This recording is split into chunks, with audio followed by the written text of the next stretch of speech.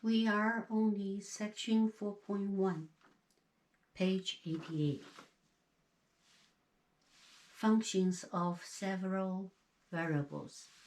So far, we only use one variable to solve problems. Now we are going to see when the situation occurs, then we need more variables. Okay? Let's talk about function again, because all the models we used are functions. Okay, so before we say function is what? From x to y, from point A to point B, from x to y. Then all the x's, we say its domain is what? All possible x values, right? Then the range is what? All possible y values.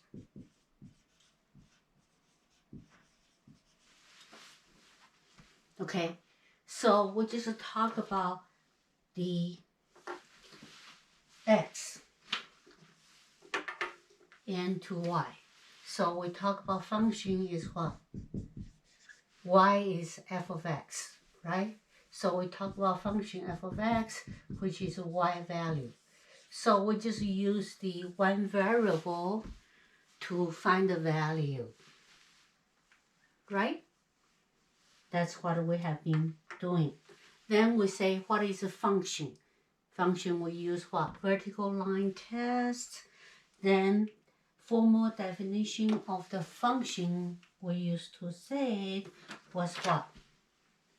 For each x, you only have one value, one y value, right? You cannot say, okay, you sell one product, and at the same time you have two values there.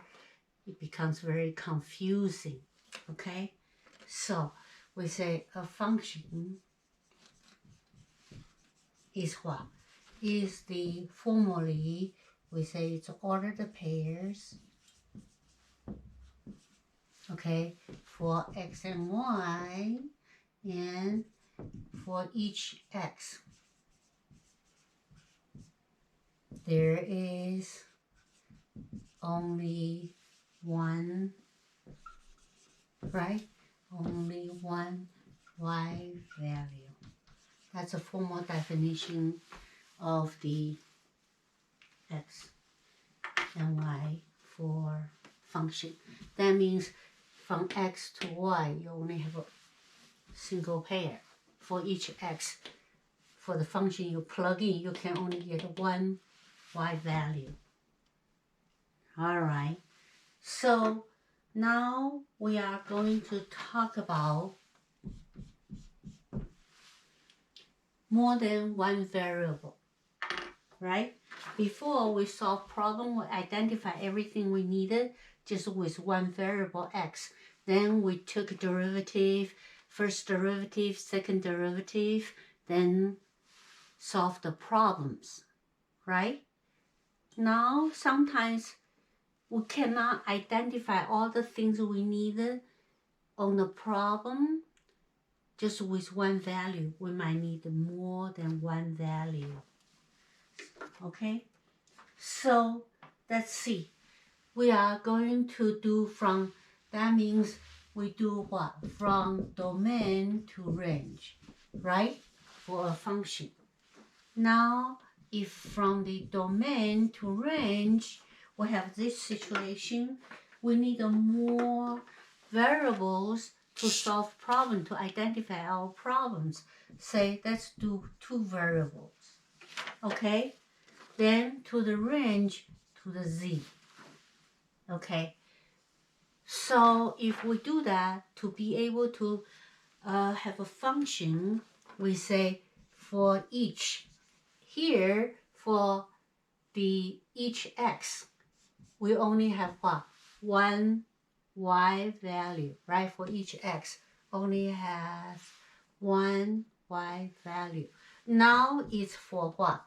each x and y, okay, for each x and y in the domain, then there is what? Only, okay, one mapping, one value z. Okay, only from 1 to 1 value. Okay. And we write it this way, f x and y equals to z. That's for two variables. For two variables. Okay? So if for three variables, then we see what kind of conditions we need to have three variables. That means we will have what? Three variables to identify the problem to match to one value. That means what? Our f, x, y, z only match to one value. Okay, of course, for each those triplet, okay, in a domain, we will only have one y value for it. So, what do you think? When do we need the two variables to identify the problems we need, or three variables? All right, so for examples, and okay, so if you want to borrow the loan, right? Borrow the loan you need, so loan amount. What kind of things you need to figure out? You know, and it's the, say, cost of the loan. Cost of a loan. Total, how much? If you want to buy a car or buy a house, right? Then total how much eventually you have to pay. So you need to find out what?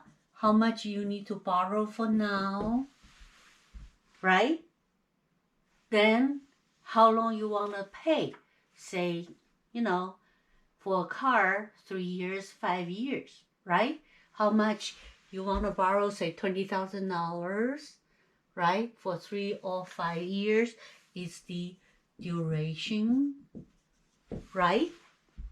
At the same time, you need to consider what? Interest rate, right? We need to have all those three elements figured out to be able to decide how much actually costs you for a loan, right?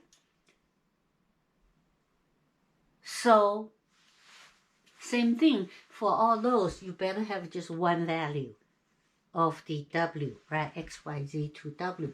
You better have only one type of loan. According to all this number, if it's same amount of number, same amount, same duration, same interest rate, you better get one, you know, single result. If you have two results, you know, it will be super confusing. So to be able to make it work for a function, you only have one value for the condition given, right? For this one, you have three variables. So we need the three variables to figure out the cost of a loan, okay? Or if we want to find the volume, okay, how big the volume you can carry the material, then you need what? Base times height, or the base is what? Length times width times height, right? So if you want to find the volume, so will be what?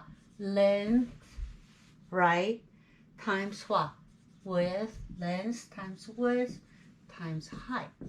So if you make a package, you want to see how big the package is, how much container, you know, you can hold the material. Then you need this, right?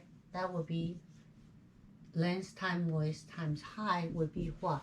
Your volume. So it's like volume, you have three variables, right?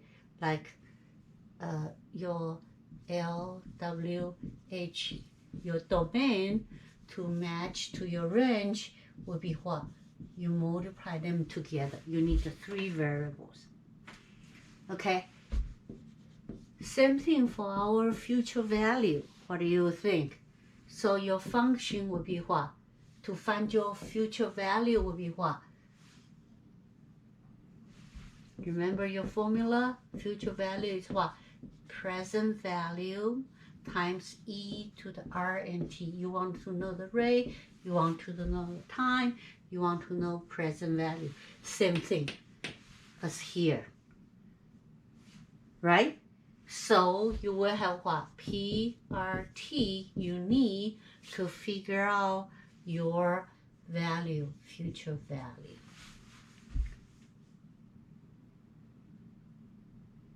Right? So if I write this way, instead of using function, I use W as our function. Okay, how will we do? The value, future value will be your final value of what? Talk about function. Okay, we just use F. Will be easier for you to comprehend. Will be F of what? P, R, T. You plug in this, then your future value to get your future value, right? You need the 3 variables. So what we are talking about is functions of several variables. Sometimes you require more elements, more variables to decide the result. Okay? Then if we want to find the average for 4 things, that means if I have a W, X, Y, Z, 4 things, if I want to find just a regular average, what do? I just add all them up, divided by what? 4. Right? So we can do average function this way.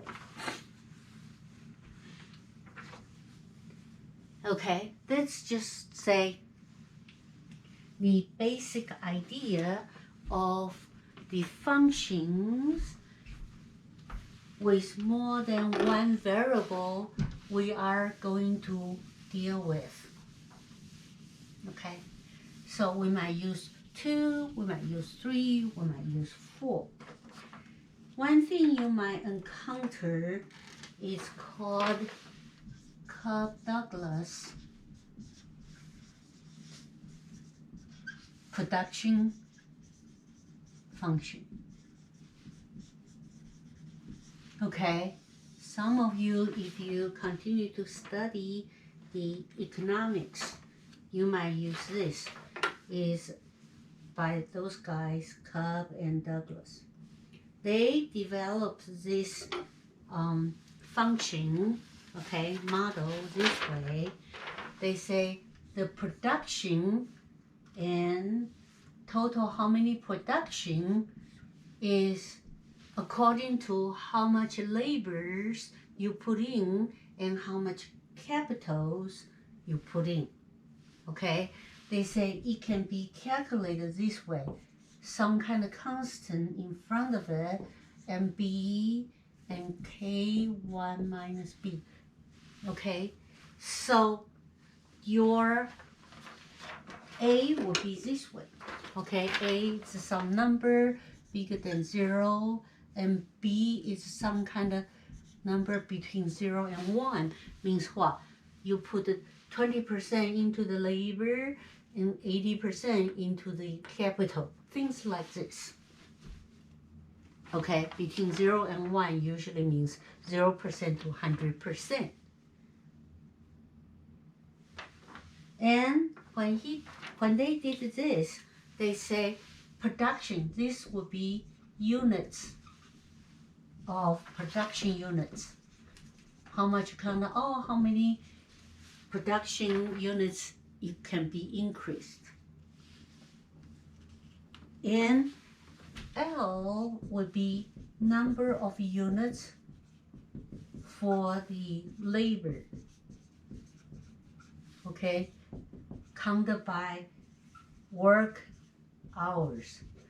So how much people put in the hours, and more hours put into the labor, then how much, say car manufacturers will increase their production, how many units of production, right? The K is used for number of units of capitals. How much they put into the investment. Capitals means what? Your invest capital, so such as cost of building, they can build more, plans for the cars, right? Or they put more equipment or put more raw materials. Okay, things like that. Then they count a certain way as how many units. Like say, okay, they use $1,000 per unit or $100,000 per unit. They might use that way. Then plus the labors from people, how much they need the people to work on it, then how many cars they can produce. Say, they count this way, okay? So the Cobb and the Douglas, they developed those function style. All right, then we see how we are going to use this. So let's practice the variables, several variables, how we are going to look at it. Okay. So for the first one, area of rectangle of length and width. Okay, so if length is this, width is, right? Then what's your area? Your area will be counted from what? From your length and width, then to the area, right? So your area is what? From length, width, to find the area is what? Base times height, length times width. So your function will look like this. Okay, that's how we will use the symbols. And second one, length of the skid marks for a car of weight. That means if car is so heavier, so it will skip further, right? So how much is skid? So the skid will be what? From according to their weight and according to their velocity. If faster, then skid would be bigger, right? Then the formula from physics is this way. They have certain constant, then times the weight times the speed, take a square. That's proportionally. So what do we do? So this is our function. So we write a function of according to two variables, weight and the speed. Then we write it this way.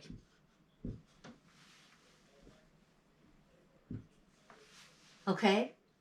That's how we write a function with more than one variable. So then this one only two variables. Then we might have a situation that's more variable.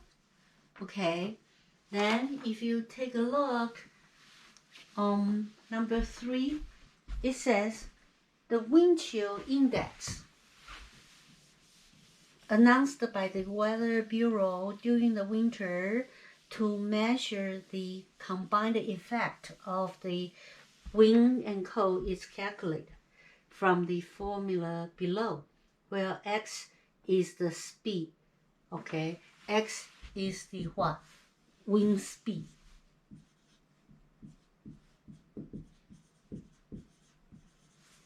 right? And y is the temperature.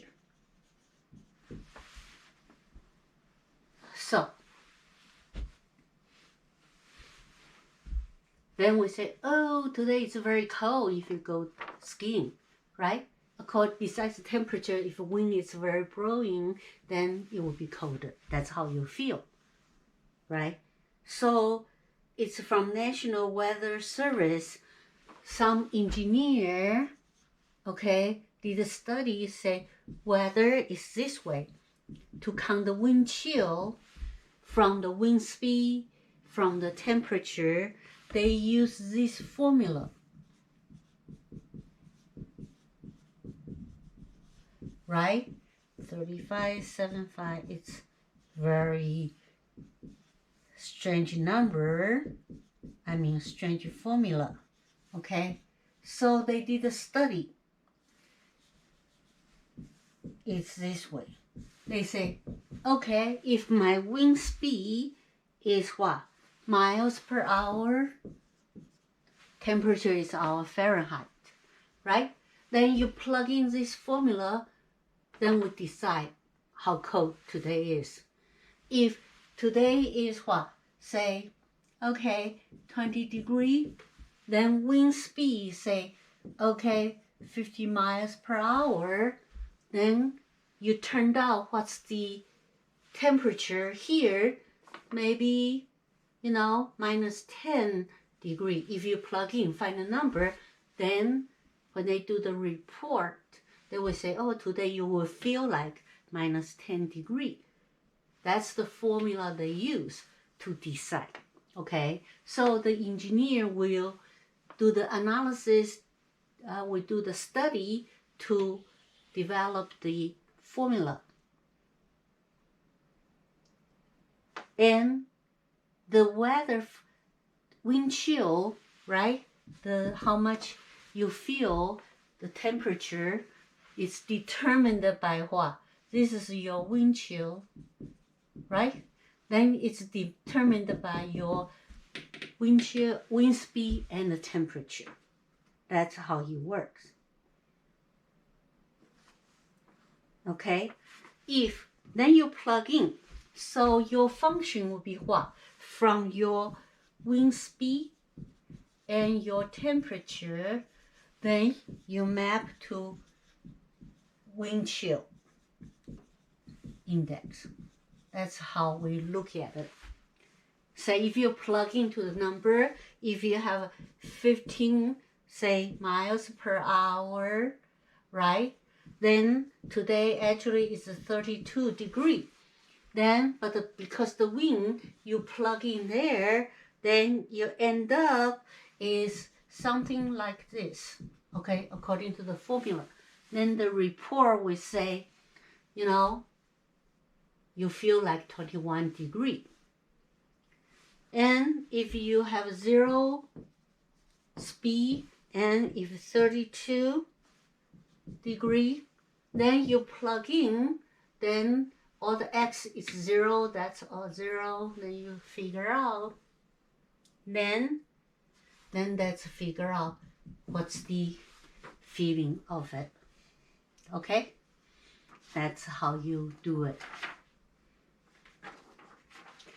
Okay, so they are all functions. Like this function, then wind chill, speed, maybe, anything, but wind speed, we don't use negative, right? Then temperature can be positive, can be negative. So for the things, the domain, it has a restriction. Like wind chill cannot be cannot be negative. Then like here, length and width cannot be negative. So domain, we need to talk about things can be used for your possible x value here, right? If you have x and y, it's possible x, y values here. So if we have a function, look at your page 89, example 4. Okay, so we need to decide what kind of things we can actually use as a number to plug in. So that would be our domain, right? So it's a function looks like this. So it means what? You have a function from two variables to map the result as such. So when we map the result, you have to see, do you have a restriction or not? We say two things usually we pay attention to it is what? Denominator cannot be 0. Then for the radicals, inside the radical cannot be even radicals, so you cannot use a negative number. So y cannot be 0, right? Then radicals, x has to be what? Positive or 0, cannot be negative. So how do we write our restriction? So your domain is what? We write the formula is this way. Okay? We write all the elements before the bar. So we write the elements is what? We are talking about x and y's. Right? Then we write the bar, then describe. The description is behind it. So our x is bigger than 0, y cannot be 0, right? Then we use our curly bracket to put the elements inside, formal way of writing. So we write the domains this way. If we say, okay, find the f9 and 1, negative 1, what do you need to do? It means 9 is at x place, negative 1 is at y place. You just plug in. So it's the square of the 9 and negative 1. The result is what? Oh, 1. Let's see. Okay. 1 squared. Original problem, right? It's 1 squared. Okay. Y squared. But doesn't matter, as long as you are in a denominator, you cannot use 0. So if 9 negative 1, what do we expect you to do? You just plug in 9 at the y place, negative 1 is at the y place, 9 is at x place, right? So the result is 3. The value is 3. That's how we do. Then for second one, if we have a function of g, use the element u and v, the result is what? E to the uv power minus natural log u, right? Then we also have a restriction for the log or natural log. We say what? Inside the log cannot be a negative number. So can be what? 0 or cannot be a negative number or positive or 0. Inside the log has to be what? Positive. Okay, that means has to be bigger than 0. Cannot be 0, cannot be what? A negative number, right? So what's the domain? So domain we are talking about is with u and v elements, then only the power can be positive, negative, or 0. Only the inside of the log u has to be what? Bigger than 0. Then we put a curly around. Formally, we write it this way. Okay? So if we ask you if g of 1 and 2, what does that mean? Means u is 1, v is 2. What's your value? So you plug in 1 times 2 minus natural log u is the first one, 1, right? That's 0. 1 times 2 is 2. So the result is what? E to the square. Okay? That's how we look at the functions with more than one variable. Okay? So, Let's take a look how we are going to use the Cobb-Douglas production function. Okay. On number 5, it says a company manufactures 3-speed and 10-speed bicycles. It costs $100 to make each 3 bicycle, $150 to make each 10-speed bicycle. Then fixed cost is what? $2,500. We want to find the cost function and use that cost function to decide, okay, if you produce 15 3-speed bicycles and 20 10-speed bicycles, how much it will cost you. So it says cost $100 for 3-speed bicycle, right? So for each 10-speed bicycle, then it costs you $150. Then fixed cost is what? 1,000.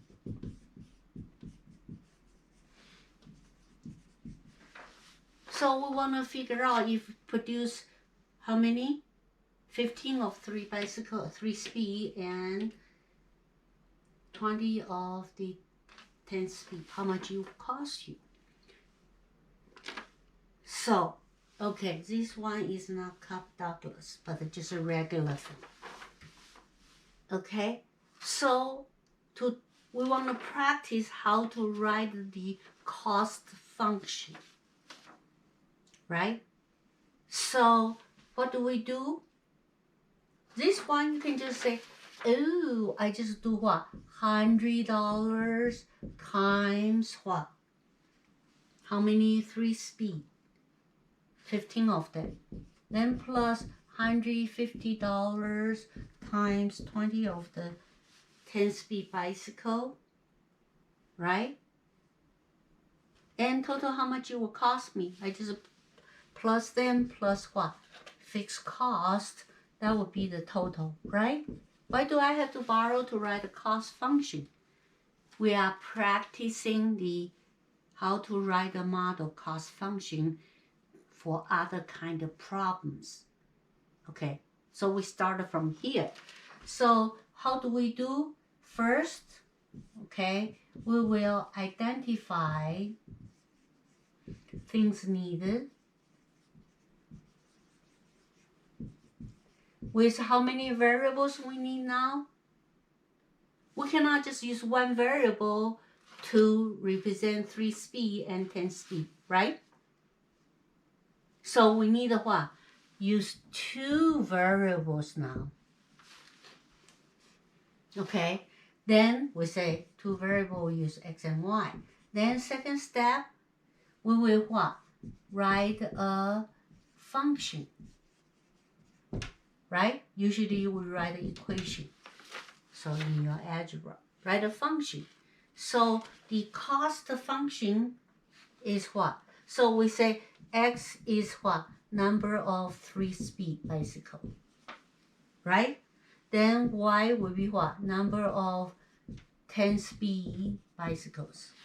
Okay, so your cost function will be what? See, you have cost function, how much it will cost you, right? So we will do what? Depend on how many x, each one is $100 times x. How many 10-speed bikes, then would be what? Y of them, each one is what? $150 times y plus what? Your fixed cost, just like this. Okay, we are practicing how to write a function because later on we may not know exact number. We have to start from function to solve the problems. Okay, this one we can just plug in. So if you wanted to get how many?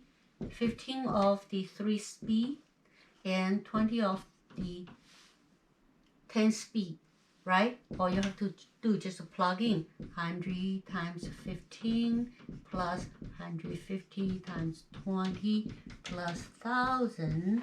So that would be what? $7,000. You just plug in. So we practice how eventually we are going to solve more complicated problems with this idea, more than one variable, right? So let's see, next one. Okay, evaluating a Cobb-Douglas production function. Use this one. So this one actually is from American Economic Review, for real, right? So one of the American company, their production is calculated this way. They say, okay, how many production it will be by my labor and my capital. Okay, so they realized they did a study would be 1.0 times 75% belongs to the labor and 25% belongs to the capital, how much they invest in. Okay, then it would depict how many productions there would be. Okay, say for manufacture a car, right? Maybe not a car, because car would be more capital. Now it's automated, less labor. I would say for a meat plant, right? So they want to produce how many pounds of pork. Then they do this way. 75% belongs to the labor, 25% belongs to the, equipments, buildings, all that, right? Raw material as well. So they say, all right, if I have find a P 150 and 220. Okay, say 220 is considered thousands of dollars, $220,000. Then they put 150 hours in. Then how many pounds of pork they can produce, things like that. Okay, so this is 1.01, for instance. That's how they counted. Then they play with their labors and the capital for investment. Then if they know this model for sure, then they know how many pounds of pork they can produce. Okay, if how many people they hired, how many hours they put in, and how much capital they put in. Okay, so if they say put 150 hours, then you put a what? 150 to the 0.75, say $220,000 they put in, count as 25% of production. Then you multiply them, right? 167. So we just say, for instance, if we apply to a pork meat place, then, but in general, we count what? As a unit of production. For pork, we say by pound. This is work hour for the labor. K means capital, maybe by $1,000, maybe by what? Big company, high-tech company, they might count as what? $1 million, right? So what does this mean? It means if you put in 50 units of the labor and you put in 220 units of capital. Okay? So what kind of result we can get? We should result on what? Result in approximate, right? Approximately 160 units of production, say.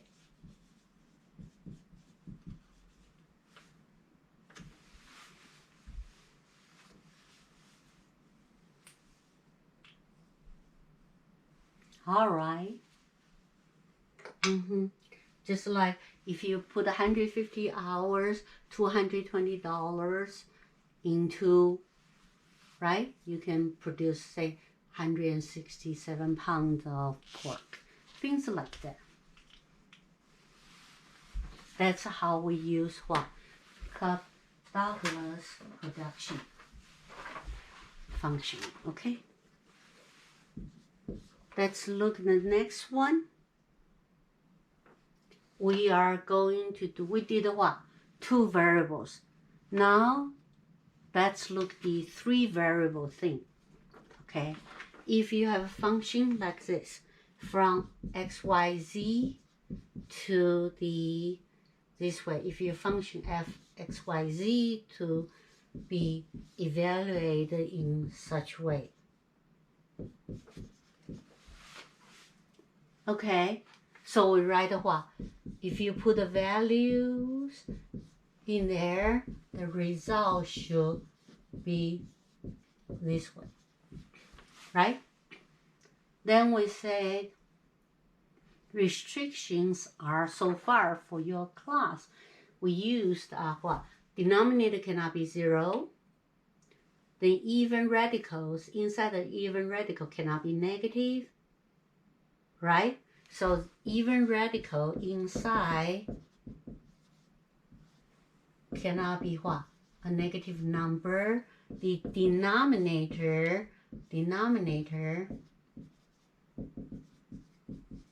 cannot be 0, right? Same thing. At the same time, we say natural log something, we say inside the log, what? Cannot be 0, cannot be negative, has to be what? Has to be positive numbers, right? So for this one, what do you think your domain would be? Your domain talk about what? 3 elements. So the domain is what? 3 elements. So you write it this way, 3 elements, then write it individually. So inside cannot be negative. So x has to be what? Bigger and greater than 0, right? What else? Denominator cannot be 0, right? So y cannot be 0. And z cannot be 0. Also, inside the log has to be positive. That means 1 over, that means what? Here, 1 over z has to be what? Bigger than 0, right? Bigger than 0, then 0, z would not be negative. Then has to be bigger than 0, means z has to be bigger than 0, right? If z is bigger than 0, you don't need a not equal 0 because that condition is already included that. So your domain should be what? X greater than 0 or equal to y cannot be 0. Z has to be greater than 0, right? And if we wanted to find out for this one, then for B, to find out what? The value of 4, negative 1, 1. What do? We plug in, right? To this one. It means this equation, so it will be 4 over negative 1 plus natural log 1 over 1. See, your x is bigger than 0, y is not 0, z is bigger than 0. When you plug in, it should be able to, you should be able to find the number, the value, right? So that would be negative 2 and natural log. So natural log 0 is what? What kind of value? That's e to the what power? Oops, 1, right? Anything to the 0 power is 1. So, or you plug into the calculator, you should find out that would be what? Anything to the 0 power is 1. So the value is 0 plus 0. That would be negative 2. That's how we find the value of the function which has what? More than one variable as in the domain, right? The result will use all the variable in the domain, then you plug in to find the value. Pretty straightforward, this section, actually, right? You just extend your thinking to more variables. Next one, finding the volume and the area of the divided box. So if you have this box, right, then it's divided in the middle. Then we want to find out what? The volume, how much stuff you can put in, okay, in this box.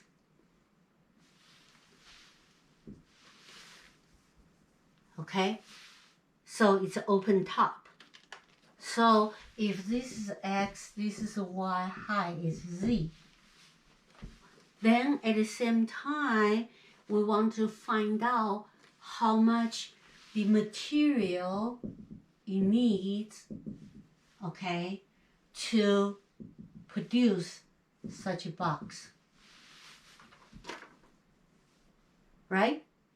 If you work for a company, packing company or moving company, they want to design this box.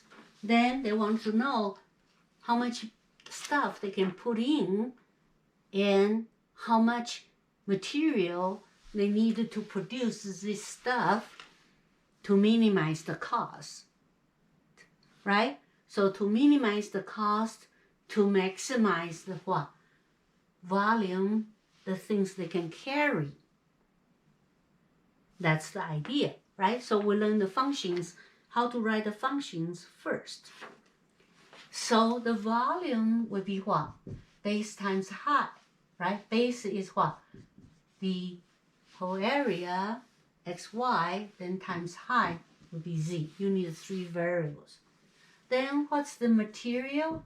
Material, you have this one, 2 of them, right? So bottom is what? Just x and y, right? X times y. Then on the side, you have what? This side and this side. That would be what? X times z, 2 of them, right? Then on another side, on those sides, we have 3 of them, right? That would be what? Y times z, you have 3 of them. You plus that. That's how you count your material.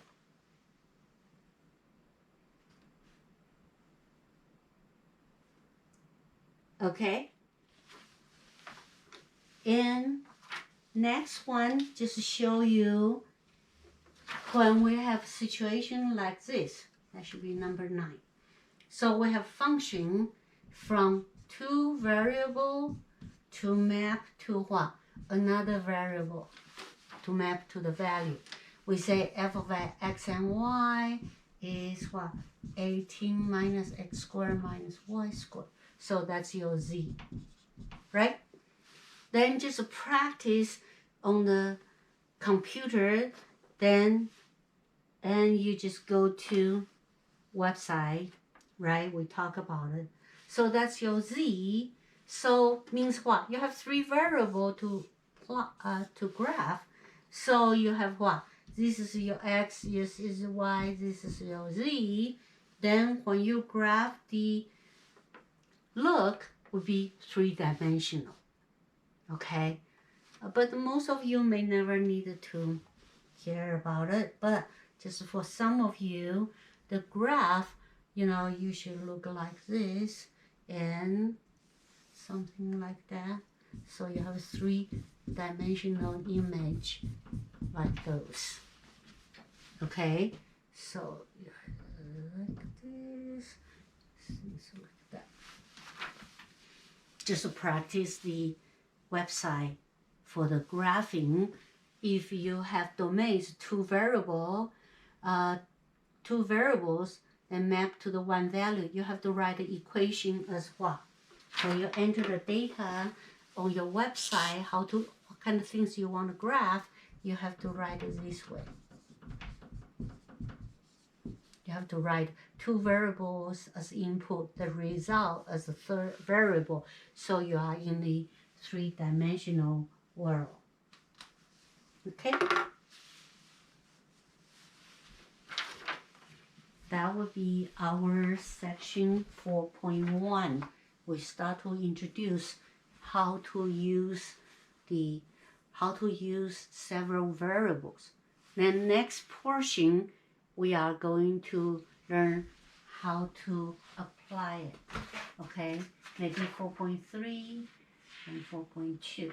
Then see how we are going to apply more than 1 variables when we need it.